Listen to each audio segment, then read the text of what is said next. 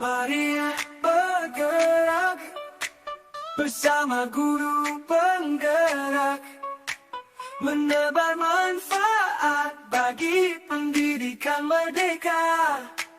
Lekas bergerak dalam pendidikan penggerak, ciptakan generasi unggul penopang bangsa.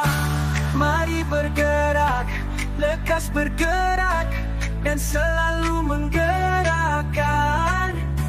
Mari bergerak, lekas bergerak, dan selalu menggerakkan. Mari bergerak bersama guru penggerak, menebar manfaat bagi pendidikan merdeka. Lekas bergerak dalam pendidikan penggerak, ciptakan generasi unggul penopang bangsa. Mari bergerak, lekas bergerak, dan selalu menggerakkan. Mari bergerak, lekas bergerak, dan selalu menggerakkan.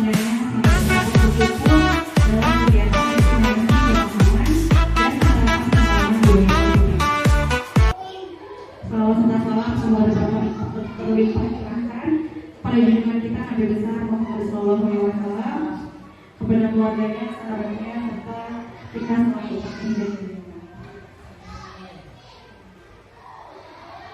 Bapak Ibu guru sekalian, hari ini izinkan saya memaparkan beberapa agenda kegiatan. Yang pertama itu pembukaan, yang kedua itu sambutan dari kepala sekolah, yang ketiga acara inti destinasi dan penerapan pengalaman, dan yang terakhir adalah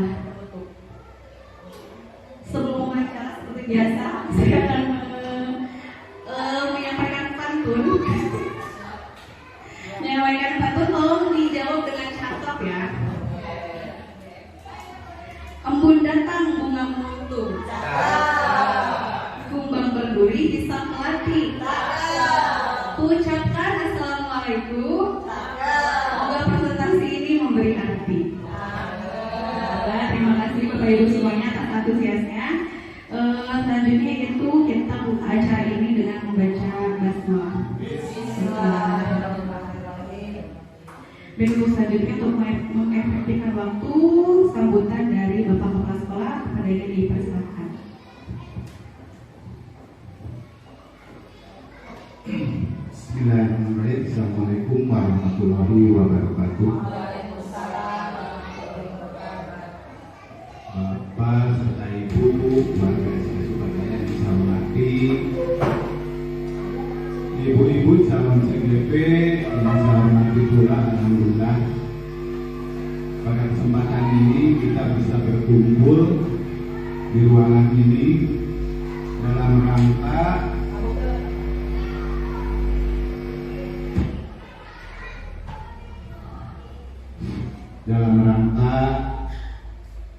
pemaparan diseminasi pemahaman dan penerapan pengalaman budaya positif.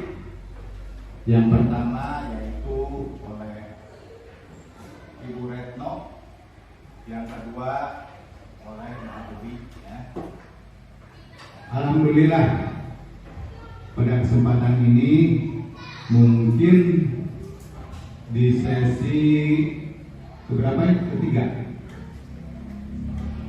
Di sesi ketiga CGP ini yang dari SD Sukajaya, alhamdulillah 2 orang. Mudah-mudahan perjalanan yang akan ditempuh selama 6 bulan diberi kelancaran dan kesehatan. Ya, saya selaku Kepala Sekolah SD Sukajaya sangat mendukung sekali, menunjang kepada CGP yang ada di SD Sukajaya. Mudah-mudahan bisa membawa di SD Sukajaya itu bisa membawa kepada teman-temannya, terus kepada anak didik bisa menyampaikan apa-apa yang seharusnya oleh ibu-ibu CGP ini dikerjakan. Mudah-mudahan SD Sukajaya ini lebih maju lagi setelah ada CGP yang lainnya juga. Mudah-mudahan bisa membawa anak didik kita lebih jauh lagi ya. Ya, pendidikannya, perannya, supaya tidak terlalu menyita waktu. Itu saja yang bisa saya sampaikan. Silahkan untuk menyampaikan apa-apa oleh CGP. Ditutup dengan wabillahi taufiq wal hidayah. Wassalamualaikum warahmatullahi wabarakatuh. Terima kasih kepada Bapak Kepala Sekolah yang telah memberikan sambutan. Untuk kegiatan selanjutnya, yaitu langsung saja mungkin ke kegiatan ini ya. Untuk pemaparan pertama akan disampaikan oleh Ibu Retno.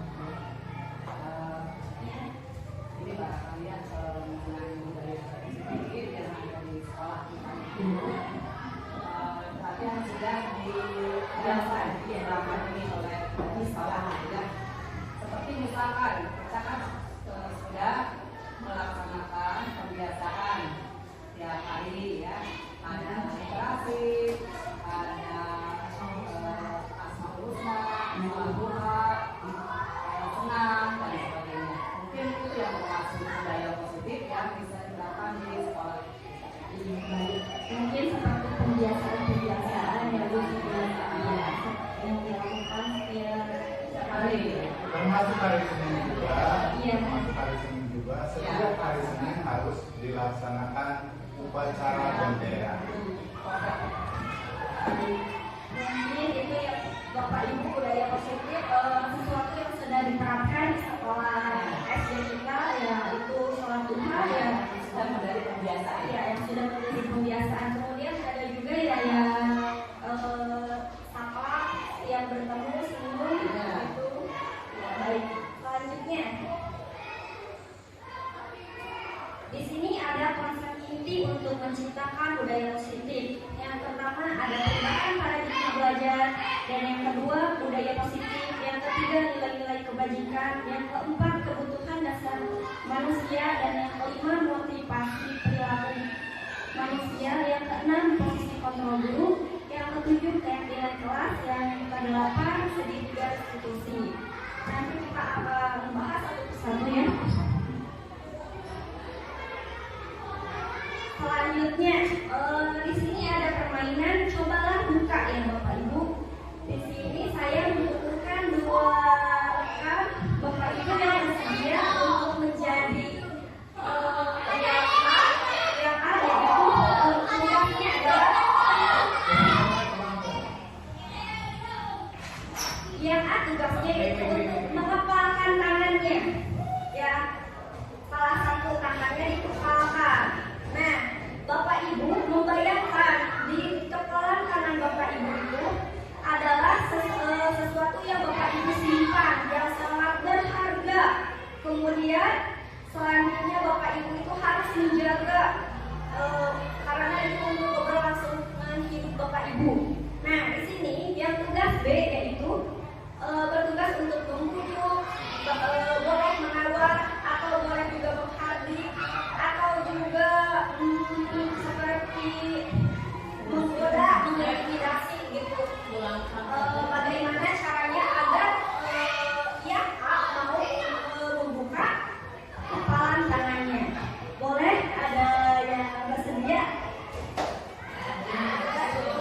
bisa di depan. Boleh, boleh, boleh, boleh. Ya, silakan siapa yang mau menggoda, mau mengintimidasi bapaknya? Ibu anak. Jadi untuk memaksa, ada yang mau memaksa? Bisa, saya bisa. Ya, silakan. Nah, boleh, bapak yang memaksa. Boleh kalimatnya bebas. Bagaimana bapak sebisa-bisa bapak untuk merayu ibu buka. Ya, ibu juga punya ketentuan. Ya. Jangan nyamanya. Kita hilang.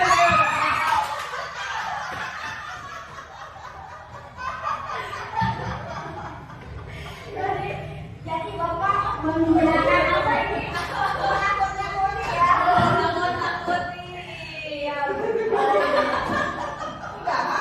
Udah. Jadi ya, bagaimana hidup yang mempengaruhi ibu ya, ibu untuk membuka. Jadi siapa yang mempengaruhi atau yang mengontrol di ibu kita itu sebenarnya siapa? Imajinasi. Kemudian apa? Yang bisa menyebabkan buah emosi gitu ya. Ya, kemudian siapa yang mampu mengontrol diri? Apakah diri kita atau orang lain sebenarnya? Diri kita. Diri kita ya Bapak Ibu. Ibu membuka karena apa? Diri atau ada ular. Iya, baik. Terima kasih Bapak Ibu. Tepuk tangan Bapak.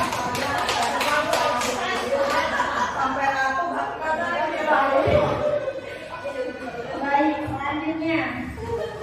Di sini ada miskonsepsi tentang teori kontrol, yaitu yang pertama, ilusi guru mengontrol peserta didik. Ya, jadi di sini guru yang mengontrol peserta didik ya. Jadi peserta didik itu yang dikontrol oleh guru. Padahal tadi kan kita tahu yang dari proses mengepalkan tangan tadi bahwa yang mengontrol diri itu siapa? Diri kita.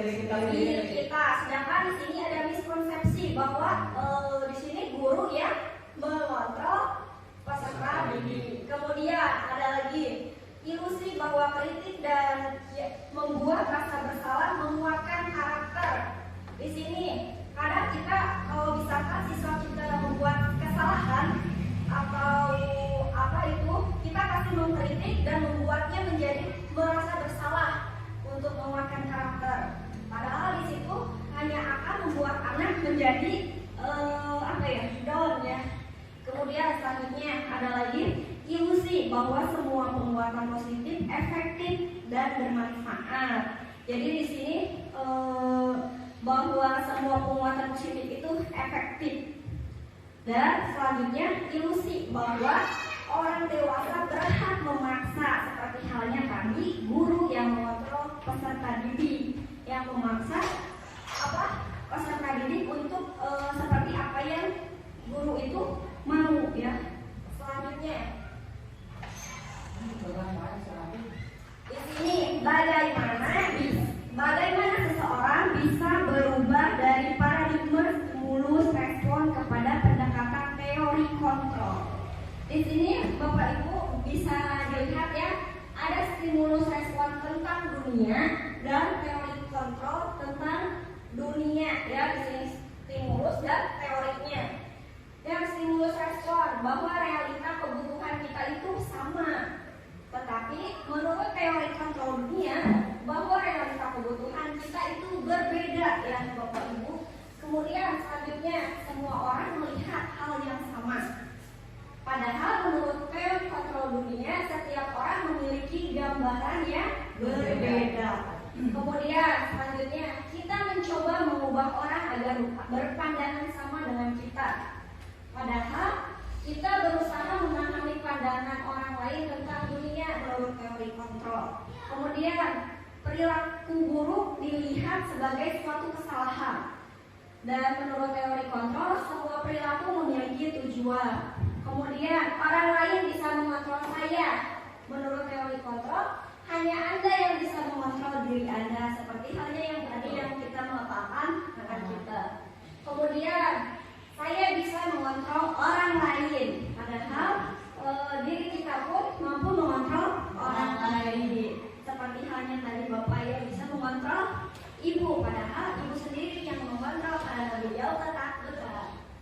Kemudian pemaksaan ada pada saat rujukan gagal.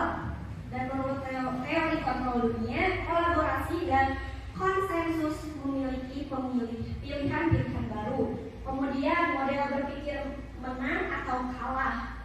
Sedangkan menurut teori kontrol dunia, model berpikir menang-menang. Selanjutnya, di sini disiplin positif. Disiplin positif itu yaitu suatu cara ya atau penerapan disiplin untuk bertujuan menumbuhkan kesadaran terhadap siswa ya atau untuk memberdayakan budaya kepada anak yang sesuatunya itu bersifat sogokan, ancaman atau hukuman. Jadi di sini disiplinnya itu berupa dengan sogokan, ancaman, hukuman ya. Selanjutnya, di sini nilai-nilai kebajikan yang terdiri dari profil pelajar Pancasila yang mungkin Bapak Ibu sudah mengetahuinya ya. Ada beriman bertakwa kepada Tuhan Yang Maha Esa dan mandiri, gotong royong, berkebinekaan global, kreatif, mandiri, dan bernalar kritis. Selanjutnya, di sini ada kebutuhan dasar manusia ya, yang diantaranya yaitu bertahan hidup atau fisiologi.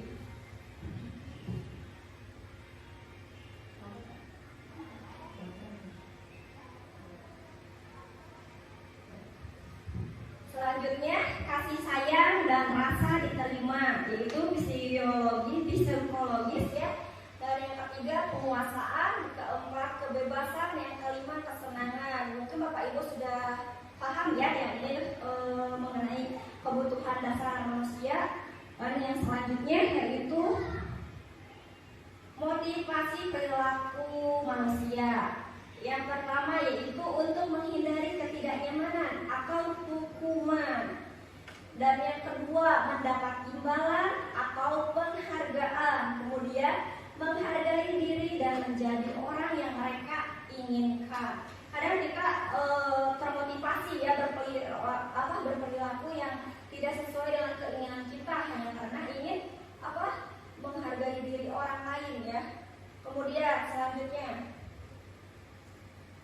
di sini ya, yang Bapak Ibu mungkin sering merasa bahwa hukuman, konsekuensi, dan restitusi itu sama ya.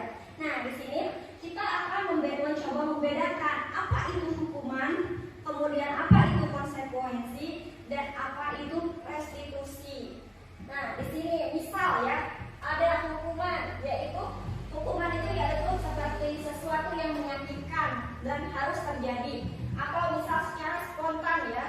Kalau hukuman misal seperti ini, ada anak didik yang tidak memakai atribut misalnya, kita akan sekaligus menggunakan bahasa verbal yang mungkin bisa menyakiti anak tersebut. Kalau misalkan konsekuensi itu berbeda, misalnya di sekolah kita sudah diadakan peraturan harus memakai atribut lengkap.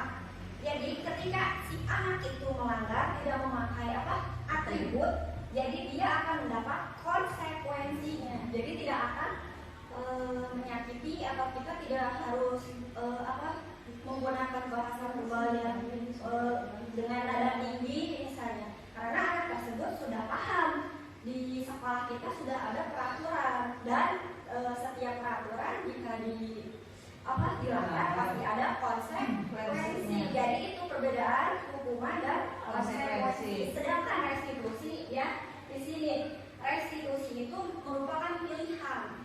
Jadi di sini anak mempunyai pilihan dari apa yang dia sudah lakukan, misalnya seperti itu. Di sini ada juga contoh hukuman ya, tidak nyaman untuk murid nantinya kalau misalkan kita menggunakan hukuman.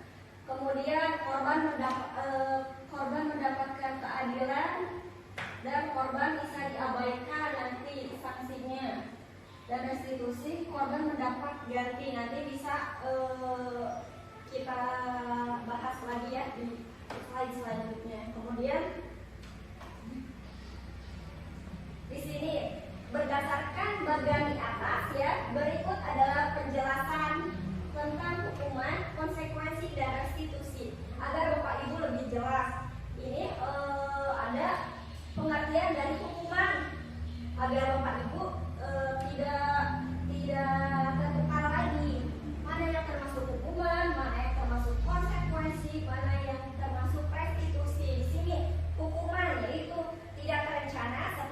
tadi saya bilang, dan bersikap satu arah. Bisa berubah berupa hukuman fisik, psikis, atau kata-kata seperti ya yang tadi saya contohkan. Kemudian kalau konsekuensi itu bersifat terencana, sudah disepakati, ya seperti tadi yang peraturan sekolah itu sudah disepakati oleh Bapak, Ibu guru, dan kepala sekolah. Kemudian restitusi, proses menciptakan kondisi bagi murid untuk memperbaiki kesalahan mereka. Jadi di sini setelah konsekuensi kita mencari tahu bagaimana caranya agar menciptakan kondisi yang lebih memperbaiki kesalahan siswa. Nanti ada di bagian ketiga restitusi ya. Kemudian selanjutnya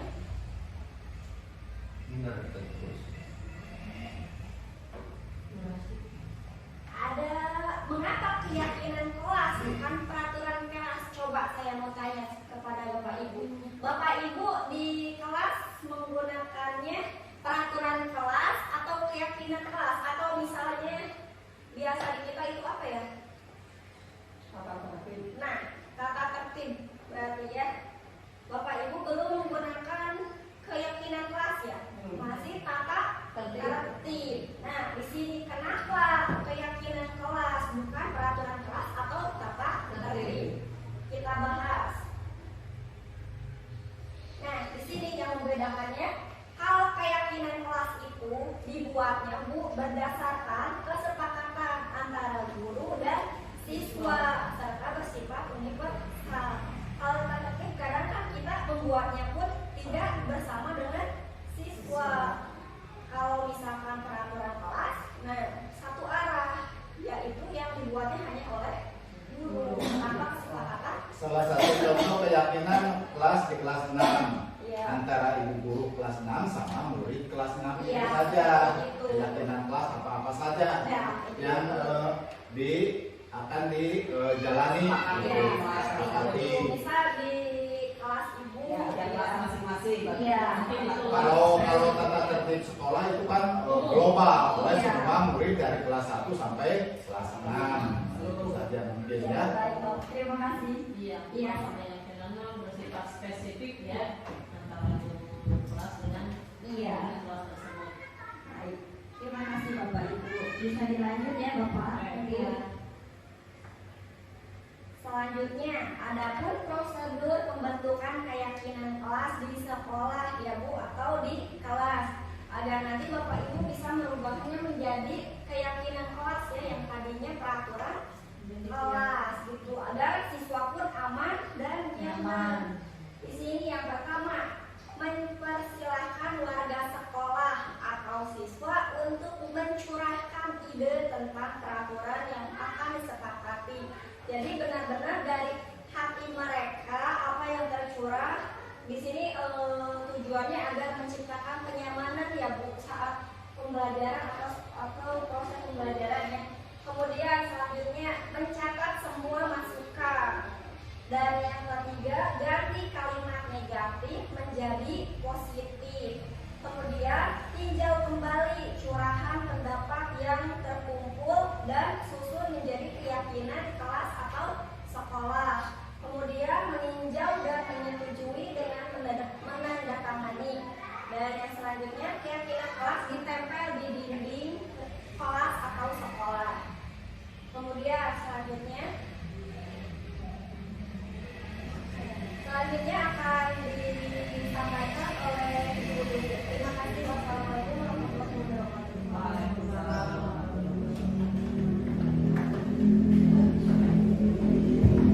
Baik Bapak Ibu sekalian, untuk materi selanjutnya akan dilanjutkan oleh saya.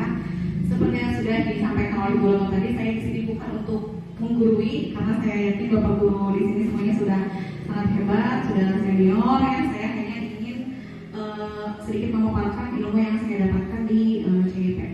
Untuk tadi oleh Bu Lono sudah dijelaskan tentang apa itu hukuman, punishment, kemudian konsekuensi dan restitusi. Ya. Untuk hukuman tadi secara spontan ya satu arah, jadi ketika kita misalkan anak melakukan kesalahan kita langsung hukum. Kemudian untuk konsekuensi itu terjadi karena sebelumnya sudah ada kesepakatan. Misalkan ada tata tertib yang harus dilalui tapi ternyata anak tidak mematuhi, maka akan terjadilah konsekuensi. Kemudian untuk restitusi itu adalah bagaimana caranya kita bisa memperbaiki kesalahan anak gitu. Jadi tidak hanya satu arah. Oke. Nah untuk sekarang saya akan menjelaskan tentang posisi kontrol restitusi. Di sini ada 5 hal. Yang pertama ada penghukum, kemudian pembuat rasa bersalah, kita sebagai teman, sebagai pemantau, dan sebagai manajer. Sebenarnya kelima hal ini itu memang pasti sudah dilakukan oleh Bapak Ibu guru sekalian di keseharian kita ya di kelas masing-masing. Apalagi kita memiliki banyak anak yang memang unik-unik gitu. Setiap anak tuh unik, punya ciri yang berbeda-beda. Si anak si A begini, si B begini. Pasti kelima ini secara tidak sadar sudah pernah kita lakukan. Untuk penghukuman atau punishment-nya ini, hukuman ini bisa berupa menggunakan fisik ataupun verbal. Tapi memang untuk zaman sekarang sepertinya sudah sangat tidak terjadi ya, tidak pernah terjadi untuk penghukuman secara fisik. Apalagi sekarang memang banyak undang-undang tentang perlindungan anak dan lain-lainnya. Apalagi di mana guru ini serba salah gitu ketika kita tegas terhadap anak. Kadang ada misalkan ada orang tua murid yang memang salah paham, tidak terima seperti itu. Nah untuk menghukum ini pasti sering kita lakukan ya, misalkan seorang murid nih, patuhi ya kalau misalkan tidak nanti ibu marah gini kayak gitu kan. Ini contohnya, patuhi aturan saya atau awas. Nah berarti kan ada ancaman nih kepada anak, awas apa nih misalkan. Kemudian kadang kita juga suka membentak anak kayak kamu ini selalu saja salah, misalnya ibu kasih tahu gini tetap aja kayak gini misalkan kayak gitu. Terus selanjutnya di sini selalu pasti kamu yang selalu terakhir selesai. Memang kadang tidak bisa dipungkiri hal-hal seperti ini manusiawi ya, kita biasa iya, dan sehari-hari kita misalkan sudah lelah, sudah menghadapi berbagai anak yang seperti apa gitu, pasti secara tidak langsung ini akan keluar dari mulut kita, dari perkataan. Iya, spontan.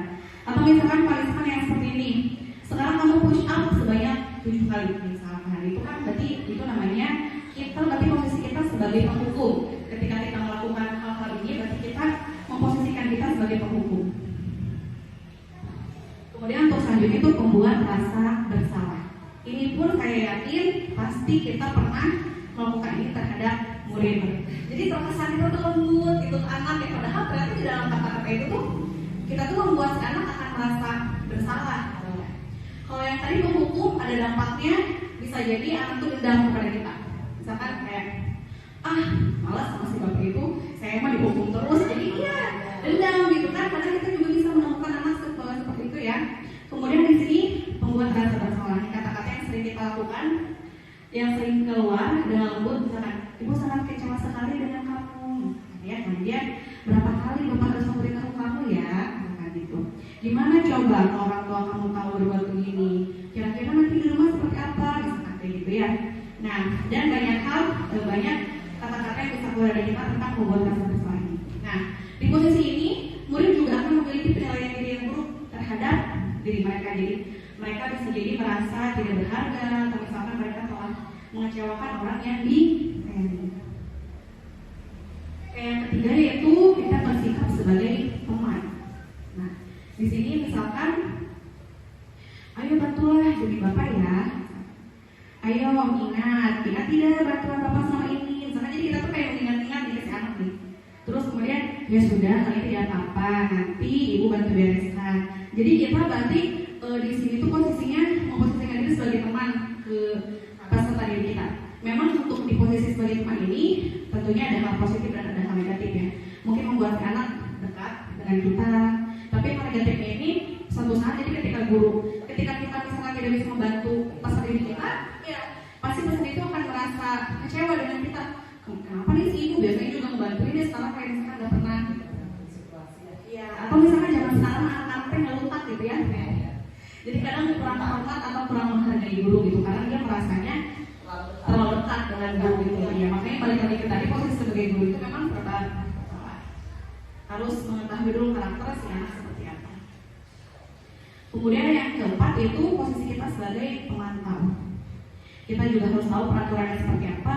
Kemudian kita juga bisa menanyakan apa yang telah kamu lakukan atau misalkan sanksi atau konsekuensinya seperti apa. Nah untuk pemantau ini tentunya kita balik lagi kepada tata tertib sekolah atau misalkan keyakinan kelas, peraturan ada dan konsekuensinya seperti apa.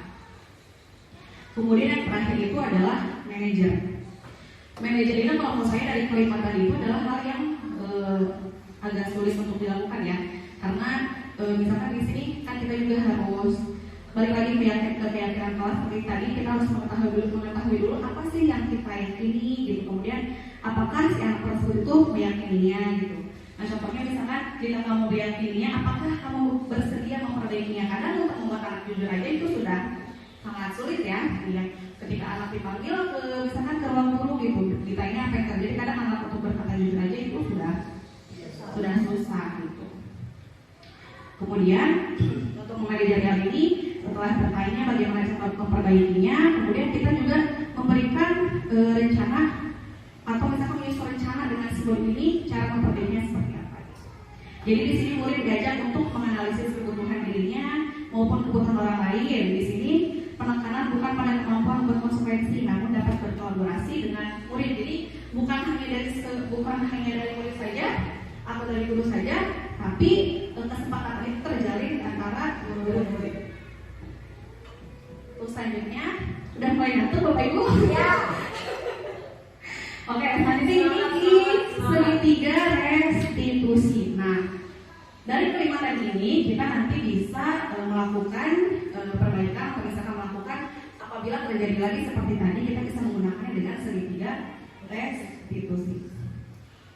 Segitiga restitusi ini merupakan suatu proses dialog yang dilakukan antara guru atau orang tua dengan anak untuk menghasilkan karakter anak yang merdeka, bertanggung jawab, mandiri. Restitusi juga dilakukan dapat menjadikan murid kita seorang manajer bagi dirinya sendiri. Jadi si restitusi ini bukan hanya untuk kita sebagai guru, tapi balik lagi juga bisa ya akan berdampak positif kepada anak didik.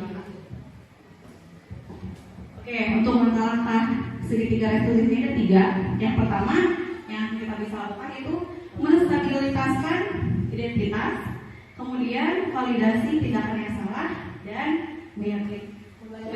menanyakan keyakinan kelas. Memang agak panjang ya, kadang kita sebagai guru karena waktu terbatas jadi pengen instan gitu ketika kita menyelesaikan masalah anak di kelas gitu. Tapi kalau misalkan memang kita bisa menyelesaikan ketiga ini, mudah-mudahan hal yang tersebut itu tidak akan terjadi lagi. Nah di sini yang pertama menstabilkan identitas. Berdasarkan prinsip bahwa membuat kesalahan adalah bagian dari pembelajaran. Kita juga sudah tahu, bukan hanya murid kita aja sebagai guru pun pasti pernah melakukan salah ya, gitu. Baik terhadap diri kita, rekan kerja, maupun kepada murid kita seperti itu. Nah, di sini kita menekankan atau menstabilkan identitas. Yang pertama itu berbuat salah itu tidak apa-apa. Kemudian tidak ada manusia yang sempurna. Saya juga pernah melakukan kesalahan seperti itu. Kemudian jadi kita harus meyakinkan juga bahwa kita tuh bisa menyelesaikan ini. Kemudian Bapak atau Ibu juga tidak tertarik mencari siapa yang salah gitu. Tapi Bapak Ibu juga ingin mencari solusi dari permasalahan ini. Jadi kita diskusi anak tuh bisa misalkan Ibu di sini tidak bukan untuk mencari siapa yang salah, tapi kita mari cari solusi bersama-sama harus seperti apa. Kemudian si anak juga berhak untuk merasa seperti itu. Misalkan si anak merasa jadi korban atau merasa dia memang salah gitu, jadi si anak berhak untuk mempunyai rasa seperti itu. Kemudian apakah kamu sedang menjadi teman yang baik untuk dirimu sendiri gitu, jadi ke refleksi ke diri dia sendiri gitu.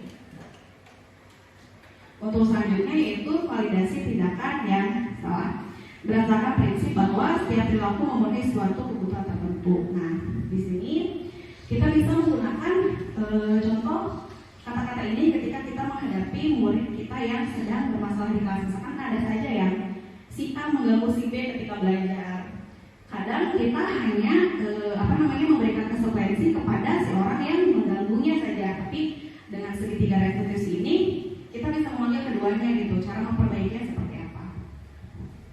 Untuk validasi tindakan yang salah di sini, misalkan padahal kamu bisa ya melakukan yang lebih buruk dari ini gitu, kayak berarti kita memberikan bahwa memang si anak ini salah, tapi kita bisa memberikan lagi bahwa sebenarnya dia itu bisa lebih berbeda atau bisa lebih dari ini. Kemudian kamu pasti punya alasan ya mengapa melakukan hal seperti itu, karena biasanya kita ada sebab akibat. Misalkan si A menjeli si B malah nih, malah berkata-kata kasar gitu kan. Yang terlihat sama kita pasti kan si B nih yang ketika marah-marah. Pas di awal mungkin kita akan fokusnya ke si B, padahal si B ini kenapa dia bisa marah-marah, pasti akan ada alasannya mengapa dia melakukan seperti itu. Kemudian kamu boleh mempertahankan sikap itu, tapi kamu harus menambahkan sikap yang baru. Misalkan tadi si B marah-marah karena dia mempertahankan harga dirinya ketika dia diganggu oleh temannya si A. Tapi walaupun sikap itu memang tidak dibenarkan, nah dia harus mencari nih sikap baru yang harus dilakukan seperti apa setelah melakukan itu. Kayak yang terakhir yaitu menanyakan keyakinan. Berdasarkan prinsip teori kontrol bahwa pada dasarnya kita termotivasi secara intrinsik.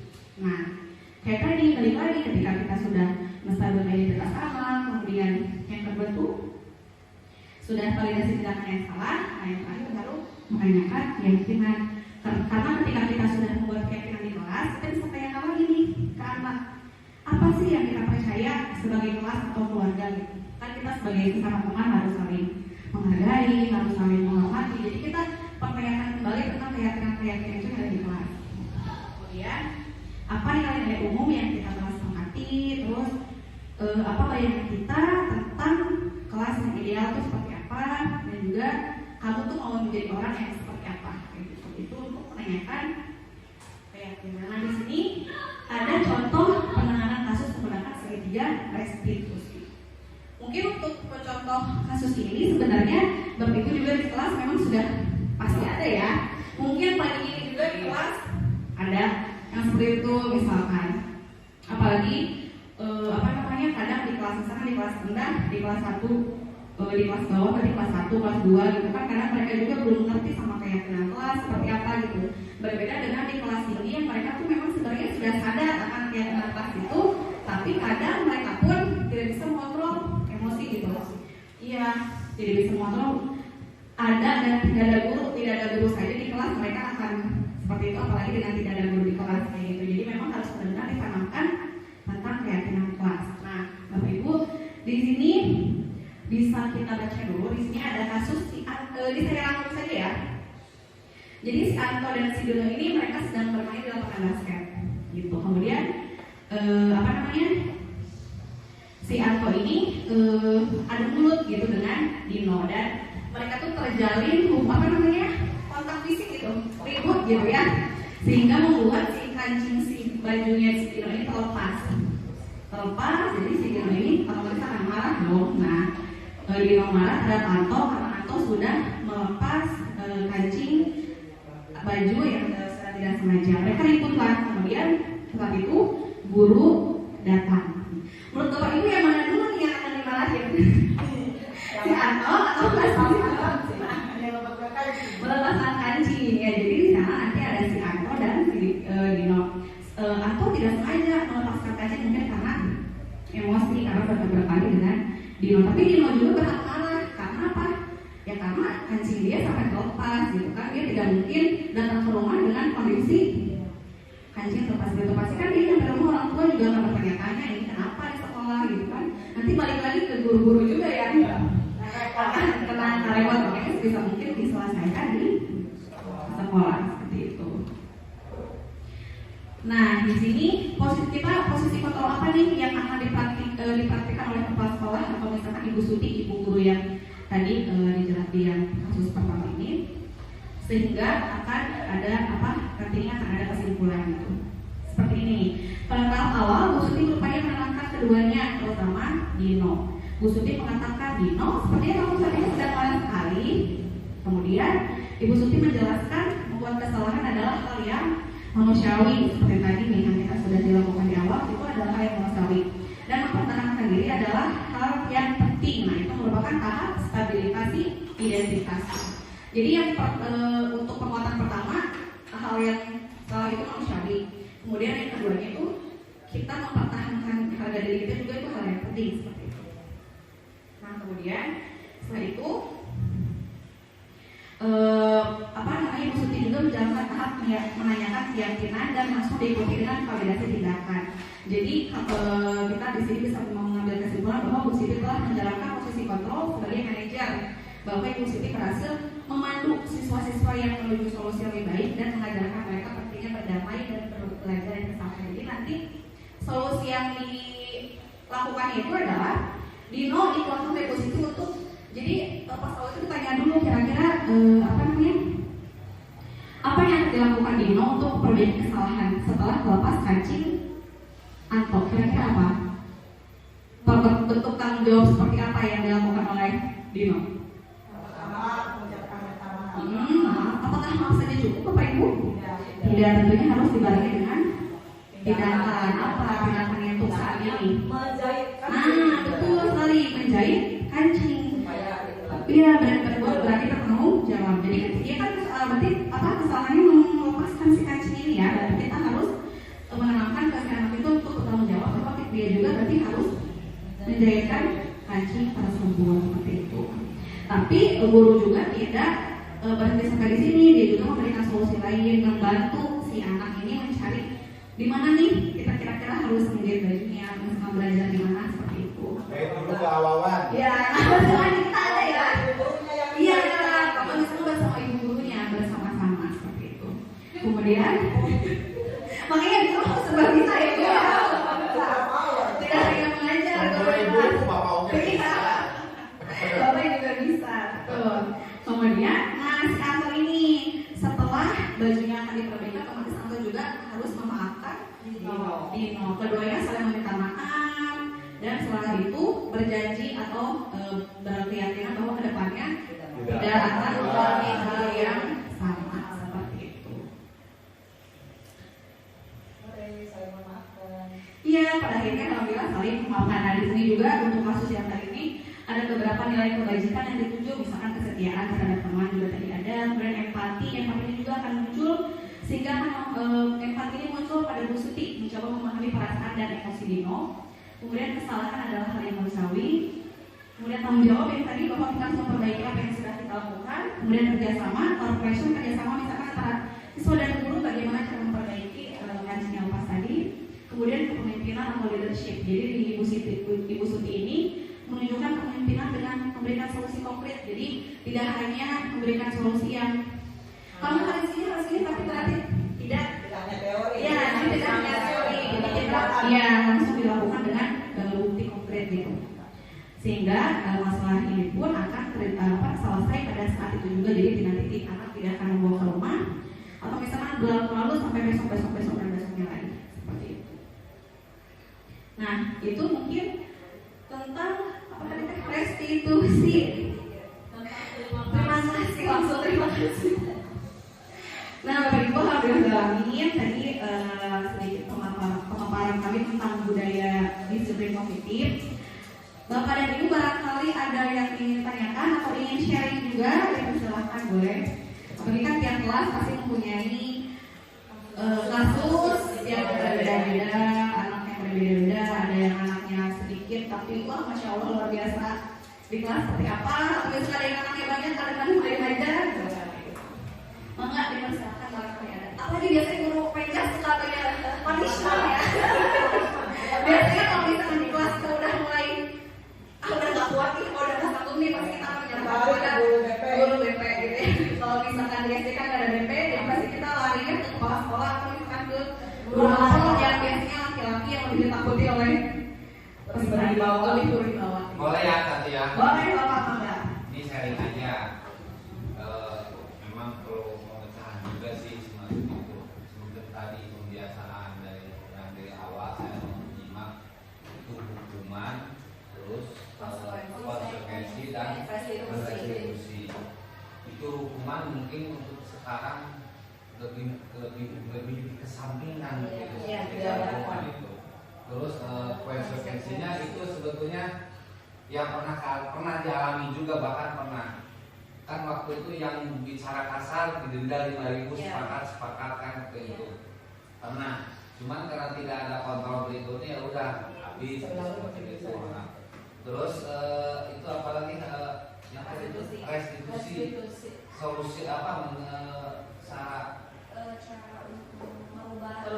merubah dan mengontrol berikutnya kan itu solusi merubah itu kan dengan dikontrol itu.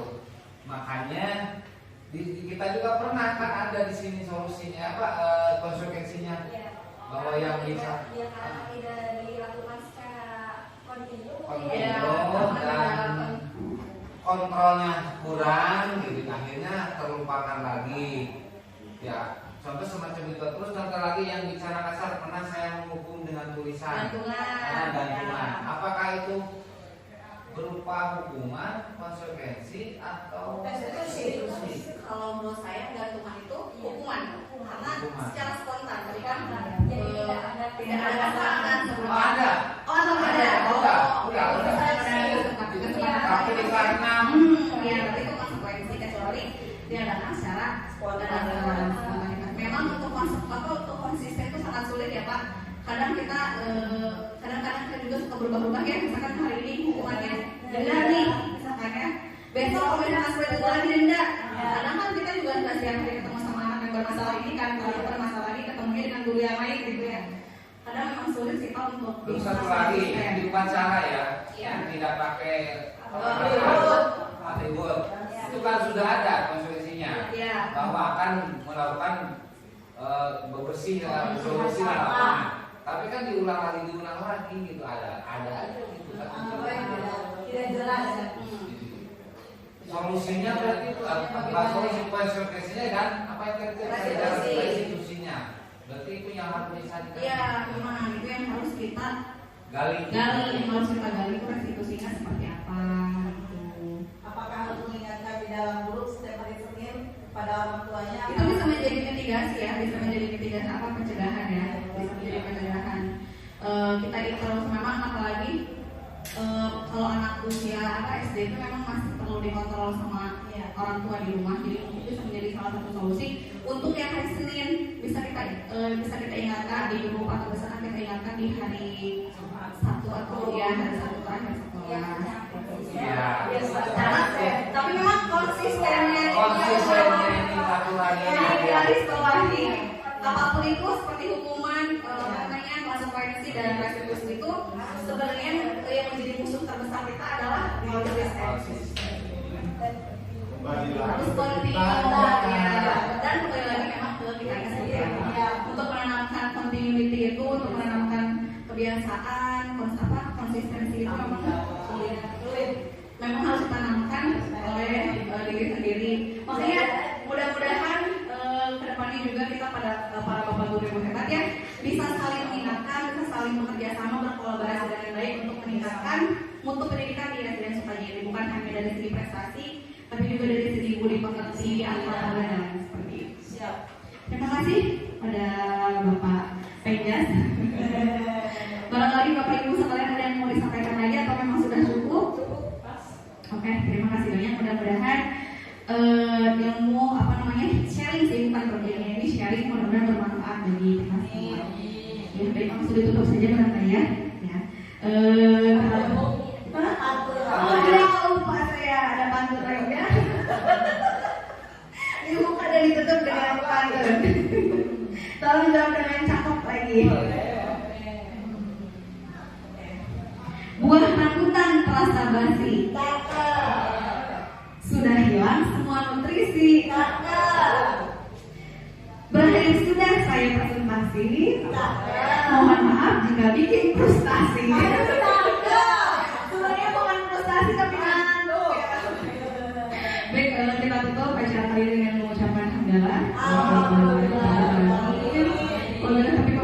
Wassalamualaikum warahmatullahi wabarakatuh. Terima kasih Bapak Ibu guru hebat. Semoga pendidikan ini bermanfaat. Berarti nemukan yang apa di samping konsekuensi Konsekuensi berarti digali.